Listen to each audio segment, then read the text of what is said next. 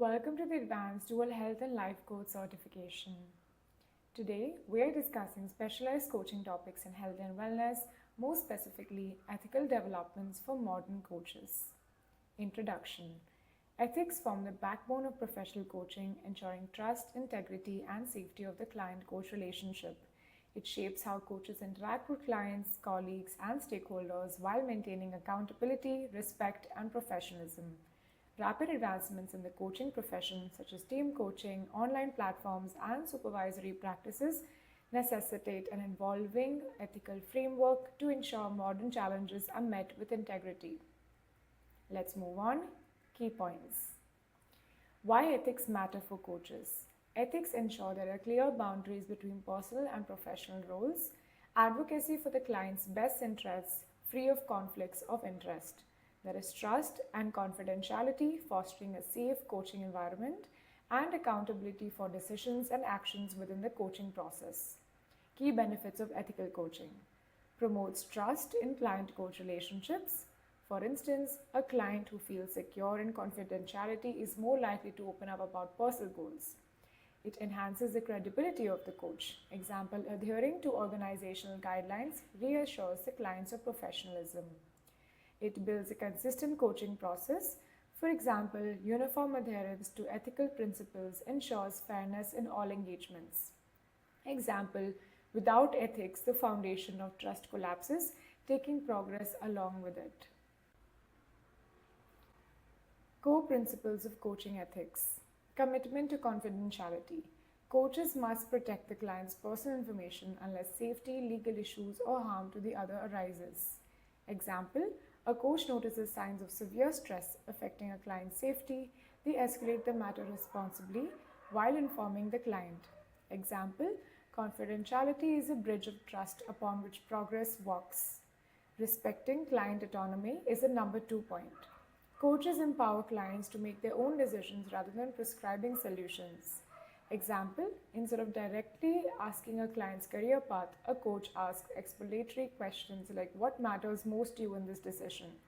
Example, ethics is respecting where the client is today, even when our instincts say otherwise.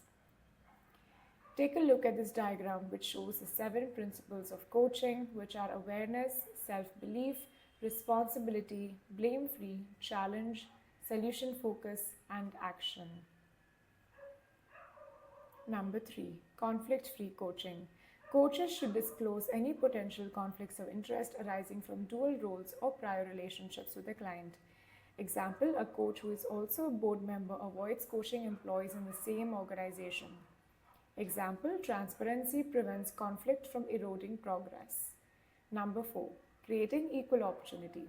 Every client receives equal care regardless of background, race, religion, or gender identity. Example, ensuring that session fees or availability considerations are equitable among all clients. Number 5. Navigating boundaries. Coaches must define and adhere to professional client boundaries. Example, a coach avoids making personal or financial decisions for a client despite the opportunity to benefit from overlapping investments. Example, boundaries are a coach's compass. They help us keep us in the ethical zone. Number 6. Supervision to address ethical dilemmas. Regular supervision allows coaches to reflect, identify blind spots, and approach ethical dilemmas transparently. Example, consulting a supervisor on whether a coaching client expressing mental distress needs a referral to therapy. Example, ethics is easier to clarify when voices of experience join the dialogue. Modern ethical challenges in coaching. Digital coaching and confidentiality. Scenario, a coach using a digital platform must ensure client data is encrypted and follows GDPR regulation. Solution, use secure platforms and obtain explicit client consent for recording or storing session notes. Handling diversity and inclusion. Ethics call for the fair treatment of clients of all cultures and identities.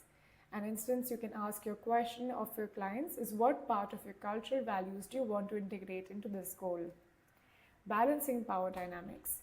Coaches hold influence in client decisions to avoid misuse. Ethical coaches focus on client-led solutions. Example includes a client requests a coach to make life decisions for them. The ethical response involves empowerment and accountability. Example, integrity isn't doing the easy thing, it's doing what strengthens the client's autonomy. Techniques to foster ethical practices. Ethical reflection questions for coaches. Does a decision align with the client's best interest? Could this action be interpreted as favoring one stakeholder over the other? Engage in ongoing education. Regularly attending ethical workshops or certifications, example aligned with the ISF Code of Ethics. Techniques to foster ethical practice. Ethical reflection questions for coaches. Does a decision align with the client's best interest? Could this action be interpreted as favoring one stakeholder over the other? Engage in ongoing education. Regularly attending ethics workshops or certifications, example aligned with the ICF Code of Ethics. Scenario-based practice. Role-play ethical decisions in peer groups or supervisory settings. Clear contracts. Define expectations, confidentiality, and boundaries before a coaching relationship actually begins. An example is integrity isn't built overnight, it's renewed in every decision made. The 80-20 ethical check. Focus 80% on the client's agenda, leave 20% for strategic input while avoiding direct coaching. Example, a coach receives confidential company information from a client. An ethical action would be discussing this confidentiality boundaries upfront to avoid disclosing sensitive information without consent. Summary tables. Take a look at these core principles of coaching ethics. Let's look at few of these principles. Number 1, confidentiality. Here we look at explanation, examples in practice, why it matters in coaching, and one coaching tip.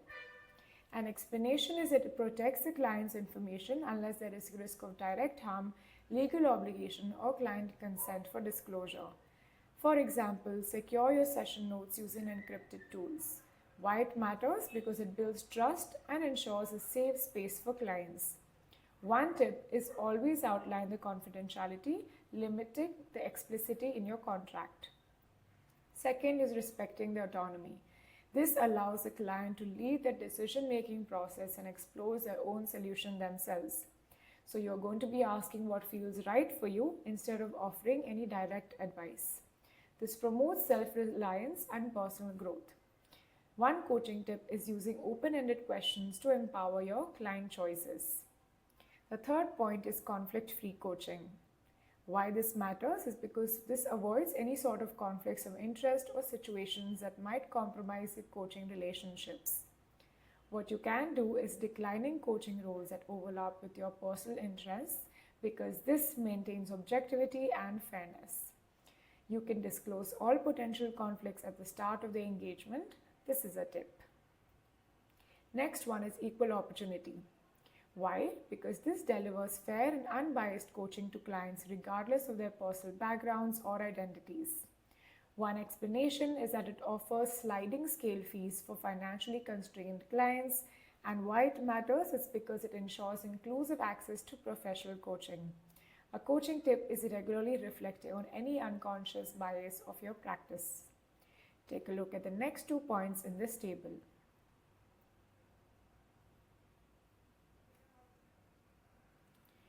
Table 2 talks about the ethical challenges in modern coaching. Here we look at the specific challenges, the ethical concerns, some resolution strategies, an example, and a coaching framework for this. Let's take a look at 3 of these examples. First is digital coaching platforms. A concern would be it ensures that the data privacy and the confidentiality of the client should be met. Resolution is using encrypted platforms and clarify how the data are stored and shared. An example is a coach obtains consent before recording sessions on Zoom. One framework was make sure that you always preview the platform privacy policies with the client. Second is diversity and inclusion. One concern is avoiding any implicit biasness or unequal treatment. A resolution strategy is regularly participating in cultural sensitivity training. And the example scenario is a coach that avoids using stereotypes when discussing client goals. A framework is to ask questions that honor the client's unique identity. Let's take a look at one more: technology and AI reliance. One concern is a misuse of AI driven insights that may replace personal coaching connections. Strategies including using AI tools for support but maintaining human oversight in decision making. Example is a coach reviews all AI generated reports alongside the client, and the framework would be supplement, not substitute, for coaching insights with technology. Take a moment to look at the other two examples in the slide.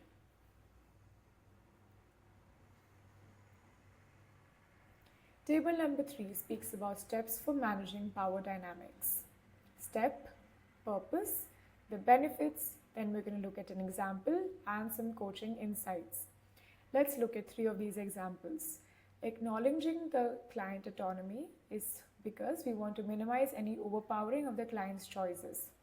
This eventually facilitates the client-led growth, and an example would be asking, how would you like to approach this situation? One insight is that it avoids framing questions around predetermined outcomes. Let's look at the second point: establishing equal dialogue. Why? Because it creates a partnership dynamic rather than a hierarchical one. One benefit is that it builds mutual respect and collaboration, and an example is using phrases like "what do you think" instead of "you should." This shows curiosity about the client's perspective. Third is avoid overloading influence. This eventually limits dispensing advice or personal anecdotes. One benefit is that it keeps the focus on the client's unique experience. An example is sharing relevant knowledge only when explicitly requested. An insight is always bring the conversation back to the client's original agenda. Take a moment to look at the other 2 points in the table. Table number 4. Here we're going to look at tools which are enhancing the ethical practices. Let's look at 2 of these examples. We're going to look at the tool, the purpose, how it works, example use case, and the best practice. Let's talk about ethical reflection guides. Why? Because we provide structured questions to make ethical decision making. How it works is that it promotes self-assessment during ethical dilemmas. An example use would be a coach asks, does this action prioritize the client's well-being? And the best practice is using these guides before difficult decisions on clarity. Let's look at another example about supervision programs. This offers third-party review for handling ethical questions. How it works is that it provides a sounding board for impartial guidance. An example use is discussing a case of a possible client referral to mental health. The best practice is regularly scheduling ethic reviews with a professor or a supervisor. Have a look at the other 3 examples on the slide.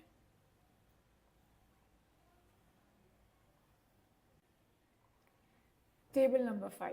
Let's look at client-coach boundary guidelines. Here we discuss the guidelines, the purpose, example application, the outcome of adherence, and the phrase to set expectations. Let's talk about defining the scope of coaching.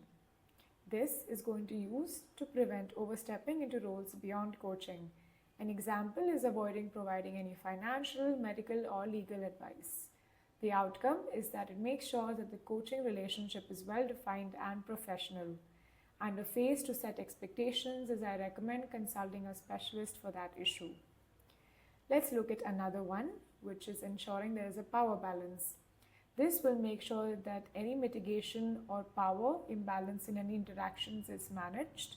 Example is declining any exchanging favors, gifts, or bartering services.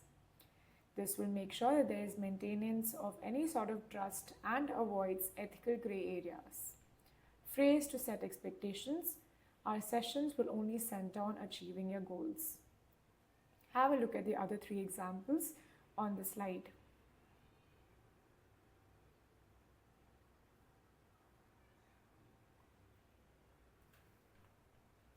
Let's look at some multiple choice questions. Question number 1. What is the primary role of confidentiality in coaching? It creates a sense of efficiency in the sessions, creates a safe and trusting environment for clients, reduces the coach's responsibilities, and simplifies meeting schedule. The answer is B, as confidentiality ensures that the clients can share openly and honestly in a secure environment, which is critical for building trust and fostering meaningful process. Have a look at question number 2.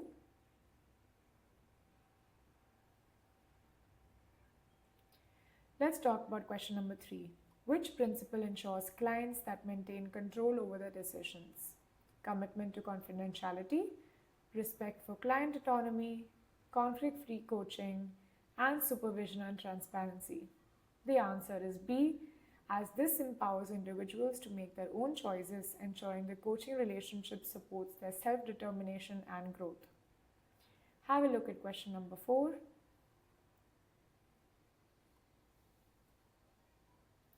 And question number 5.